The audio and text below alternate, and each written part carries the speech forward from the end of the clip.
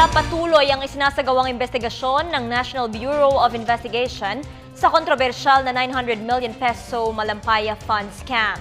Kaugnay nito, nadagdagan pa ang mga testigong tutulong upang tuluyang matukoy at mapanagot ang mga sangkot sa anomalya. Balitaan mo kami, Noel Perfecto. Umabot na sa bilang na 20 ang mga lokal na otoridad mula sa iba't ibang lugar sa bansa ang nagtungo sa Special Task Force ng National Bureau of Investigation upang linisin ang kanilang pangalan kaugnay ng milyong pisong halaga ng Malampaya funds mula sa pamahalaan. Ayon sa investigasyon ng NBI, 74 na mga local authorities sa probinsya ang nasasangkot sa iskandalo ng taon gamit ang mga bogus at mga peking foundations at siyempre pa ang umaning mga pineke ng mga lagda ng mga mayors para makakuha ng pondo mula sa Malampaya funds.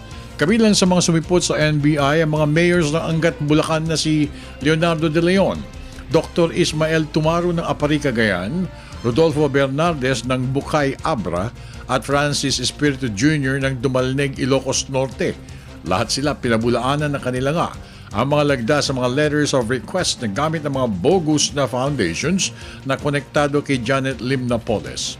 Nandun rin ang Agrarian Reform o Internal Audit Official para tumulong sa ipinatutupad na investigasyon ng NBI. Nagbigay ng kanilang pahayag ilan sa mga mayors hinggil sa kanilang ibinunyag na panloloko ng grupo ni Janet Lim Napoles.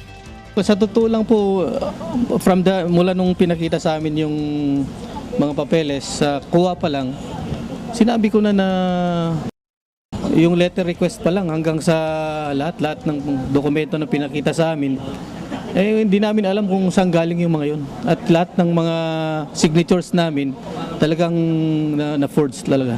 10 million pesos na para sana sa mga magsasaka natin. Nauwi sa wala. Ang masakit doon, yung mga supposed beneficiaries, wala man lang ni isang tigaron sa atin. There are some violations, but who violated what? I'm not yet prepared to answer. As per document, the LGU designated an NGO as their conduit. That's what the documents says. Handang-handa naman ng mga whistleblowers na sina Benhur Louie, Merlina Suna sa dalawa pa mga kasamahan nito sa pagtulong sa mga NBI probers na mailagay sa tamang kalalagyan ang utak sa 900 million Malampaya fund scam, mga opisyalis ng gobyerno at iba pang mga sangkot sa napakatinding iskandalo na tumama sa ating bansa. Ayon kay Assistant Director De Lemos, patuloy pa rin ang pagkalap ng Bureau ng mga documentary evidences para lalo pang tumibay ang kaso ng gobyerno laban sa mga sangkot sa milyong-milyong pisong halaga ng Malampaya fund scam. Tuloy lang po natin ang trabaho natin, hindi naman tayo dapat tuminto at hindi tayo dapat naapektuhan. Ito ay temporary lang, lahat ng mga crisis natin, tuloy-tuloy lang tayo. Ang institusyon naman ay maiiwan. So siguro ang mga tao ay hindi ganun ka-importante kaysa sa institusyon. Diba? Let's work for the NBI and let's serve the community. Kung ano man ang magiging emosyon natin dito, sa atin na lang yon. Para sa Telebisyon ng Bayan, ako naman si Noel Perfecto.